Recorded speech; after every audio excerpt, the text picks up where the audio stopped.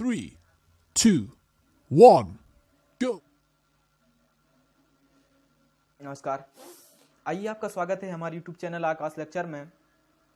और आज हम क्लास 12th का एक चैप्टर शुरुआत किया था हमने, विकास एवोल्यूशन।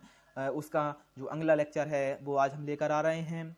आप बने रहें हमारे साथ हमारे YouTube चैनल आकाश लेक्चर पर। अगर अभी तक आपने हमारे चैनल को सब्सक्राइब नहीं किया है तो चैनल को सब्सक्राइब कर दें और बेल आइकन को प्रेस करें और लाइक कर दें इस सेशन को। ठीक है, ये वीडियो बहुत ही इम्पोर्टेंट है, आप इसको ज़रूर देखें। इससे नीट में क्वेश्चन बनते ही हैं और बोर्ड में भी बनते हैं। तो आइए मिलकर आगे बढ़ाते हैं आज के सेशन को। तो सबसे पहले इसमें हम देखेंगे, चलिए सबसे पहले देखते हैं जो लैमार्क का मत था वो उन्होंने क्या किया था। थोड़ा शॉर्ट वे में देखेंगे इसको, तो कुछ आप इसको पढ़ के रख लेते हैं तो भी एक बार अच्छे से याद हो जाता है। इसलिए हम सबसे पहले देखेंगे लैमार्क का मत क्या था। ठीक है, तो जो लैमार्क मत था, फ्रांसीसी वैज्ञानिक जैसे जीन बैप्टिस्ट डी लैमार्क ने 1744 से 1829 में पहले जीव विज्ञानी थे जिन्होंने जैव विकास के स्वीकार किया था कि जीवों की विविधता जीवों के पर्यावरण के प्रति अनुकूलनों के कारण होती है। यानी वो जीव किस अनुकूलन में रह रहे हैं, किस पर्यावरण में रह रहे हैं, उसी के कारण उनमें क्या होती है, विविधता होती है। लेकिन इस मत को खारिज कर दिया गया था, वो हम आगे देखेंगे। ठीक है, तो जिन्होंने क्या किया था, लैमार्क ने बताया कि कम जटिलता जीवों को अधिक जटिल जीवों का विकास होता है। यानी कम जटिल जीवों से अधिक जटिल जीवों का विकास होता है। ये किसने बताया था? ये बताया था लैमार्क ने। जो कम जटिल जीव होते हैं उनसे विकास होता है अधिक जटिल जीवों का। यानी जो कम जटिल जीव होते हैं उनसे विकास होता है किसका? अधिक जटिल जीवों का विकास होता है कम जटिल जीवों का। ठीक है, इनका इनसे क्या होता है? विकास होता है। ठीक है, तो इन सभी का इससे क्या होता है? विकास होता है। कि कौन ने कहा था? ये लैमार्क ने कहा था। ये लैमार्क का सिद्धांत था। तो लैमार्क ने क्या कहा था? इनका जो सबसे अच्छा उदाहरण है वो ये है कि जो लैमार्क का सबसे अच्छा जो उदाहरण है वो हैगा जो जिराफ की लंबी गर्दन। यानी जिराफ अपनी अपने अनुकूलनों के कारण वो कैसा हो गया? उसकी गर्दन जो थी वो कैसी हो गई? लंबी हो गई। कैसी हो गई उसकी गर्दन? उसकी जो गर्दन थी वो कैसी हो गई? लंबी हो गई। तो वो किसके कारण हुई? वो हुई अनुकूलन के कारण।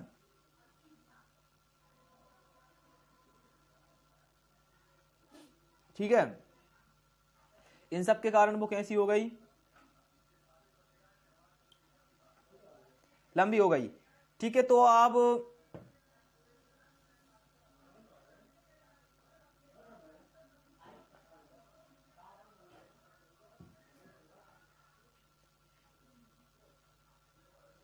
ठीक है, तो अब इसमें देखेंगे हम और क्या देखेंगे वो देखिए कि जो अर्जित लक्षणों की वंशागति वो किसका सिद्धांत था? वो सिद्धांत था लैमार्क का। यानी अर्जित लक्षण जो होते हैं उनकी वंशागति होती है। ये किसने कहा था? ये लैमार्क ने कहा था कि अर्जित लक्षणों की वंशागति होती है। यानी जो जिन अंगों का ज्यादा जो उपयोग होता है वो अंग अधिक विकसित हो जाते हैं। ये किसने कहा था? लैमार्क ने कहा था, लेकिन इसको खारिज कर दिया गया था। ठीक है, ये लैमार्क का मत था कि जो अर्जित लक्षण होते हैं उनकी वंशागति होती है। यानी एक जो पीढ़ी थी उसमें जिस अंग का अधिक उपयोग हुआ वो अगली पीढ़ी में और बड़ा अंग होता जाएगा।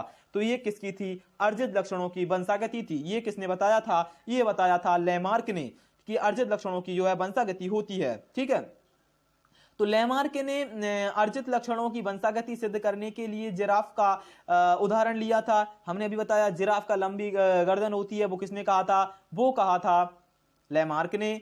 तो लैमार्क ने कहा था कि जिराफ की लंबी गर्दन होती है। ठीक है, ये जिराफ ने कहा था, लैमार्क ने कहा था। तो जिराफ का यह उदाहरण उनके का सबसे अच्छे प्रमुख प्रसिद्ध उदाहरण है। ठीक है, अब आगे हम देखते हैं कि लैमार्क ने बताया, जो लैमार्क थे उन्होंने बताया कि जो पूर्वज जो उन्होंने बताया कि जिराफ के जो पूर्वज थे उनकी गर्दन कैसी थी? छोटी थी।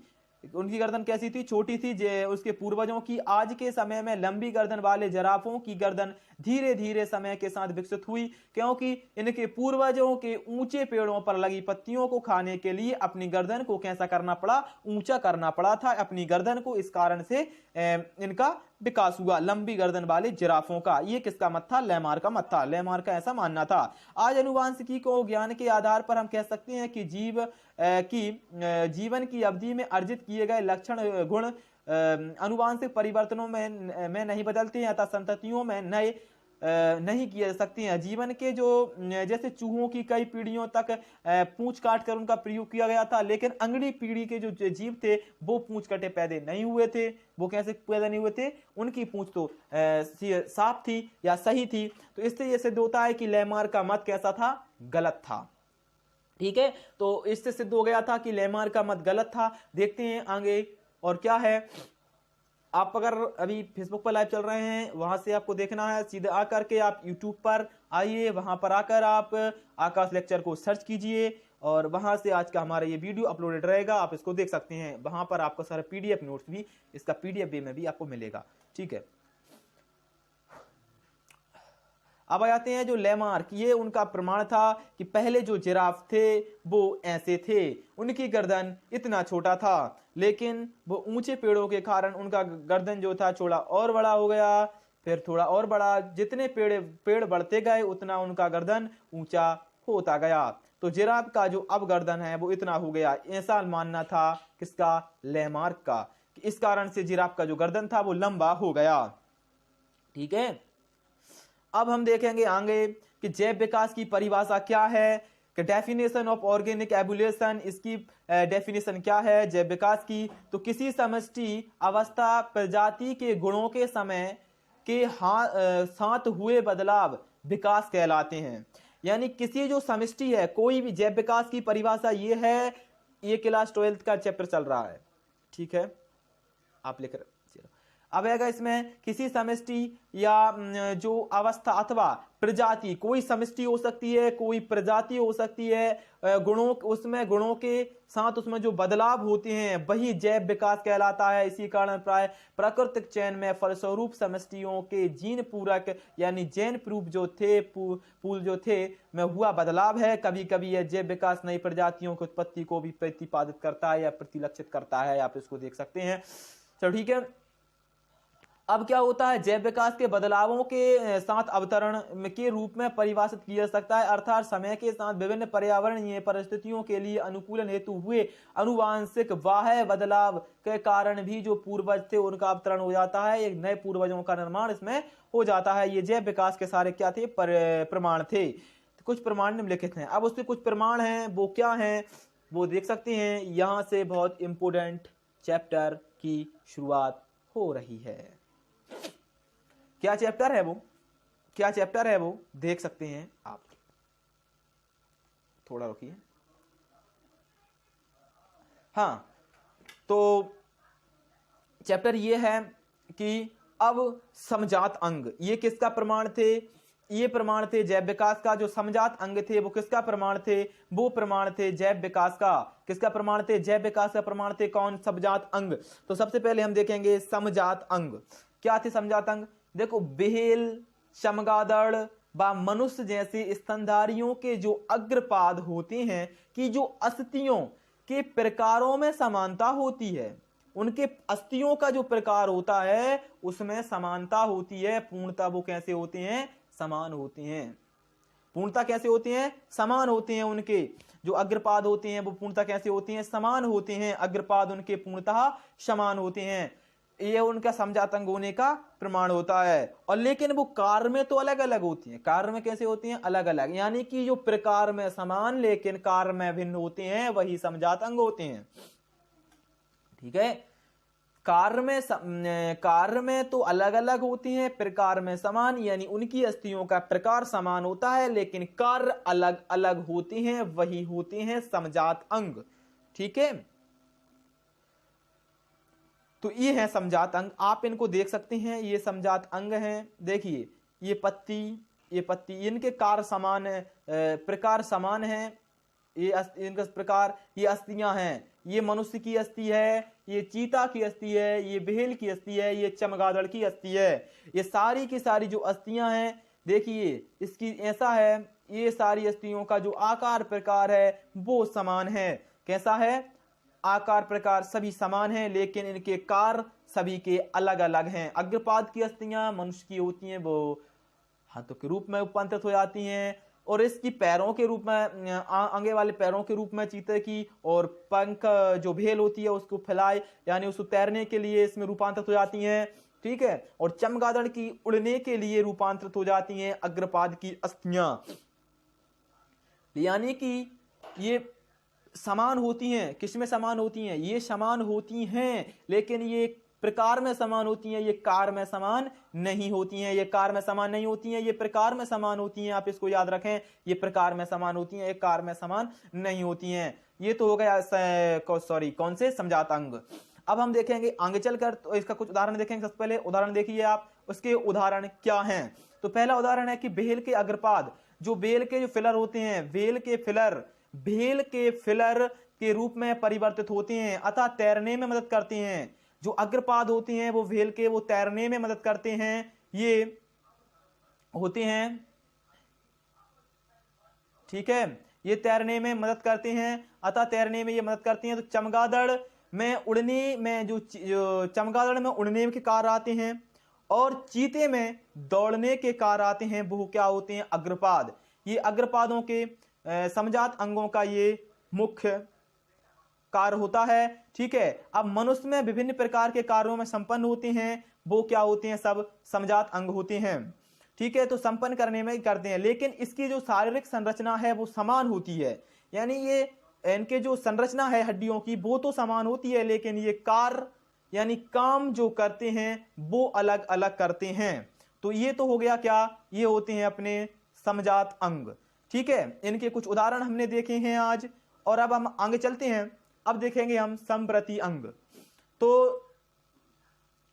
और कुछ उदाहरण हैं, तो समजात अंगों के थोड़े और उदाहरण हैं, वो भी देखिए। देखिए क्या है इसमें, जो रीढ़धारियों जंतुओं का हृदय व मस्तिष्क, मछलियों के हृदय व द्विकक्षीय, उभयचरों का 3 कक्षीय व सरीसृपों का अपूर्ण रूप से 4 कक्षीय, या पक्षियों का है जो स्तनधारियों का हृदय जो होता है वो कितना होता है? 4 कक्षीय होता है। ठीक है, आप इन थोड़ी इंपोर्टेंट जानकारी हैं, आप इनको भी याद करते चलें तो अच्छा रहेगा, बेहतर रहेगा। ठीक है, अब आता है पादपों में, जो ये उदाहरण बहुत इंपोर्टेंट है, ये नीट में बन चुका है, 2 बार बन चुका है।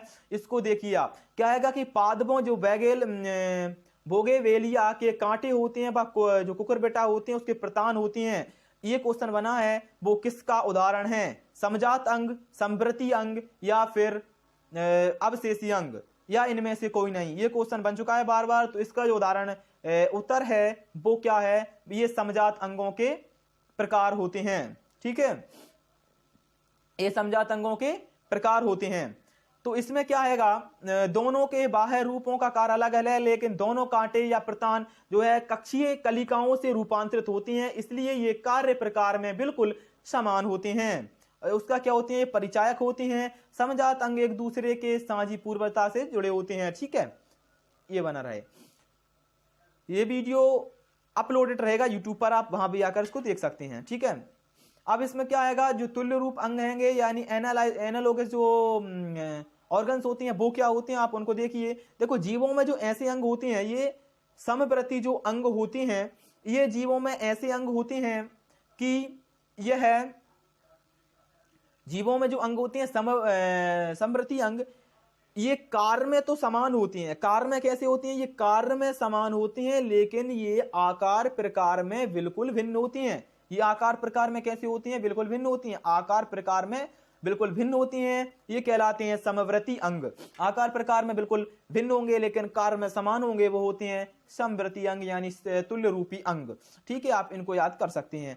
तो इनके कुछ उदाहरण देखेंगे हम। तितलियों के पंख, चिड़ियों के पंख, ये सभी इसके उदाहरण होते हैं। ठीक है, आप इनको मतलब इनके कार समान होती हैं, जिन्हें मतलब उड़ने के कार आने वाले सारे के सारे जो उड़ने के कार आते हैं वो किसके होते हैं? वो समवर्ती अंग के होते हैं। अब इसके उदाहरण होंगे जैसे पैगुअन और डॉल्फिन के फिलर यानी आगे वाले जो पंख होते हैं वो उड़ने के कार आते हैं। अब आता है नागफिनी, मांसल, यूफोबिया या ग्वानियर या एलोवेरा, ये सभी किसके होते हैं? एक समान संरचना होती है, एक ही कार में आती हैं। ठीक है, शकरकंद और आलू ये दोनों समवर्ती अंग होते हैं।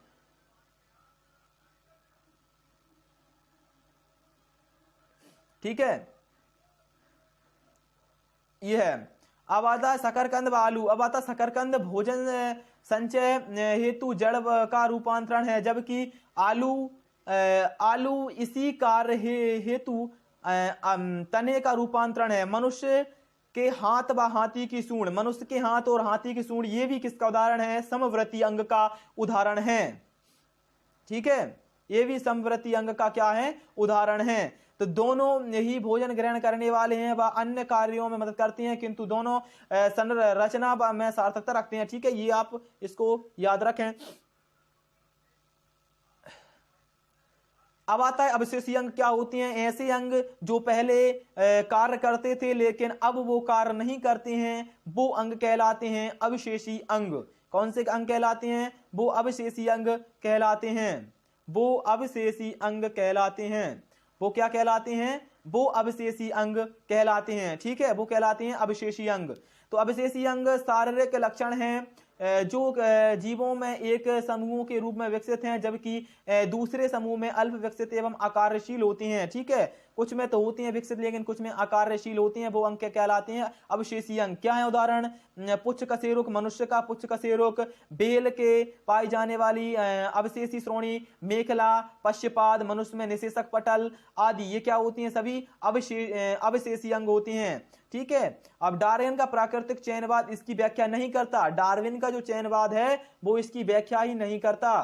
ठीक है, ये होते हैं अवशेषी अंग। कौन सी अंग होती हैं? ये अवशेषी अंग होती हैं। यह होती हैं अवशेषी अंग। इनको हम कहते हैं, ये सारे के सारे जो हैं अवशेषी अंग होती हैं। ठीक है, तो ये वीडियो YouTube पर अपलोडेड रहेगा, आप वहां भी आकर इसको देख सकते हैं। ठीक है, और अगर अभी तक आपने हमारे YouTube चैनल को सब्सक्राइब नहीं किया है तो YouTube चैनल को सब्सक्राइब करें, आकाश लेक्चर, उसको सब्सक्राइब करें और बेल आइकन को प्रेस करें। थैंक यू, धन्यवाद, धन्यवाद।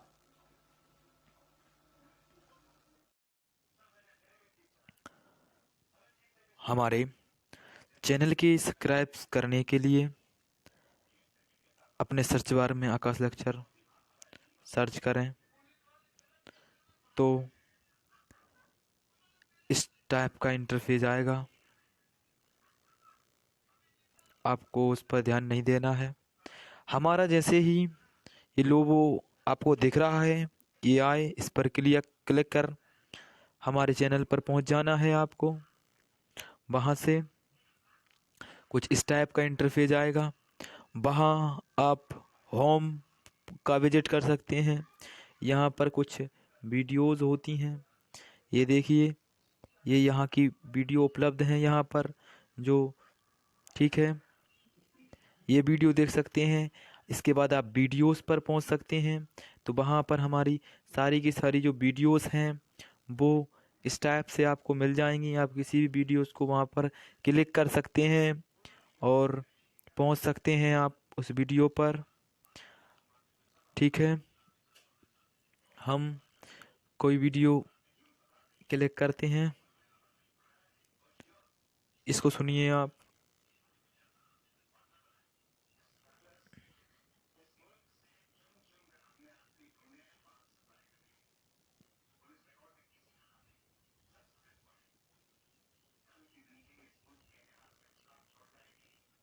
इसको आप अच्छे से याद रख लीजिए। अब इसके बाद एक और क्वेश्चन इसमें जो इम्पोर्टेंट हैगा वो ये हैगा, ये बना है 17 में, 18 में आया है बोर्ड, MP बोर्ड में क्या आया है, याद रख लीजिए। अब इसके बाद एक और क्वेश्चन इसमें जो इम्पोर्टेंट हैगा वो ये हैगा, ये एवं वृषण से स्त्रावित होने वाले दो हार्मोन, दो वृषण व अंडाशय से स्त्रावित होने वाले दो हार्मोन्सों के नाम भी लिखिए। ये भी इसी से आता है। तब इसमें क्या लिखेंगे आप? वृषण से स्त्रावित होने वाले कौन से? ठीक है, इसे आप इस टाइप से हमारी वीडियो चलाकर आप देख सकते हैं। प्लेलिस्ट पर पहुंच जाते हैं। प्लेलिस्ट, प्रत्येक प्लेलिस्ट हैं मोटिवेशनल, जो सारी की सारी प्लेलिस्ट हैं आपको यहाँ पर मिल जाएंगी। आप कोई भी प्लेलिस्ट यहाँ से प्ले कर सकते हैं। ये हम प्लेलिस्ट प्ले करते हैं।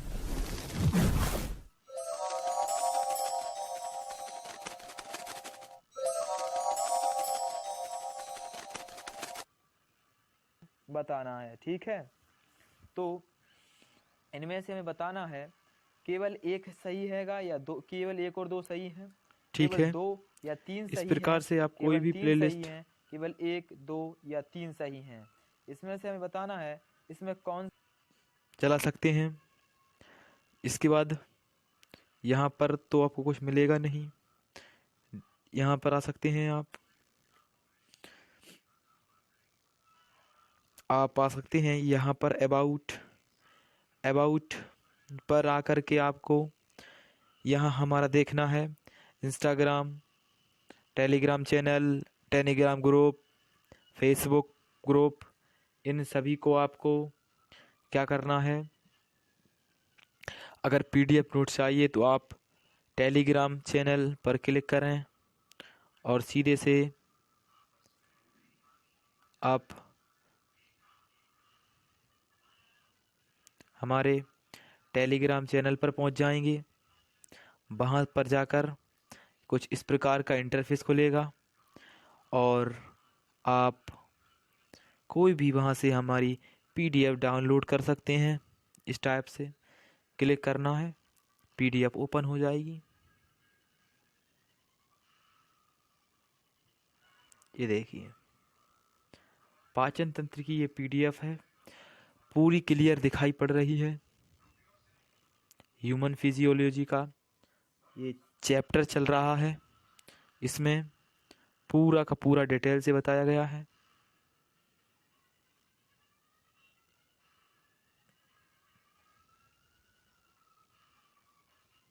Thank you.